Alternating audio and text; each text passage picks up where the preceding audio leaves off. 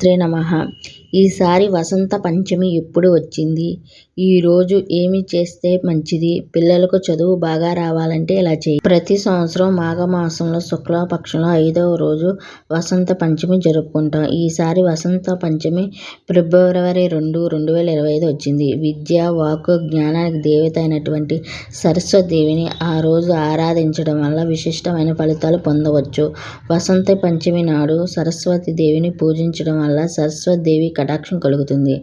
అందుకని విద్యార్థులు ఖచ్చితంగా ఆ రోజు సరస్వతీదేవిని ప్రార్థిస్తారు. సరస్వతీదేవిని పూజించడానికి అనుకూలమైన సమయం వసంత పంచమి నాడు సరస్వతీదేవిని ఉదయం 7 గంటల నుంచి మధ్యాహ్నం 12:35 వరకు పూజించవచ్చు. మాఘమాస పంచమి ఫిబ్రవరి 2 ఉదయం 9:14 మొదలవుతుంది. ఫిబ్రవరి 3 ఉదయం 6:52 వరకు ఉంటుంది.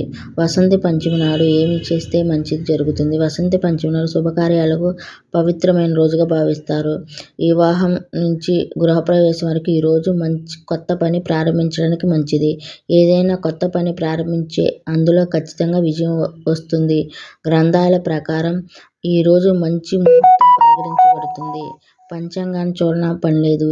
ఈ రోజు ముహూర్తం చూడకుండానే శుభకార్యాలు జరపవచ్చు. వసంత పంచమి పూజ పిల్లలు చదువులో వెనకబడి ఉన్నా లేదా చదువు విషయంలో ఇబ్బందులు పడుతున్నా వసంత పంచమి రోజు ఉదయాన్నే పవిత్రమైన సరస్వతి యంత్రాన్ని ఇంటి పూజ గదిలో పెట్టుకోవాలి. తెల్లని చందనాన్ని, పసుపు, తెల్లని పూలు సమర్పించాలి. ధూప దీపాలు వెలిగించాలి.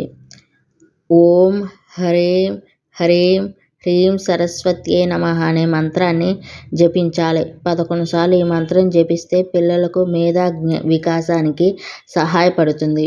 వసంత పంచమి నాడు సరస్వతీదేవిని ఆరాధించడం వల్ల పిల్లలకు పుస్తకాలు పంచడం వల్ల మంచిది.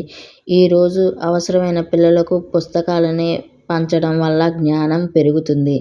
పిల్లలకు మనసు ఆధ్యాత్మిక వైపు ఆసక్తి కలిగి చేయవచ్చు. వీడియో నచ్చితే ఒక లైక్ చేయండి. మరిన్ని వీడియోలు డివోషనల్ ఛానల్ కోసం నా ఛానల్ సబ్స్క్రైబ్ చేసుకోండి.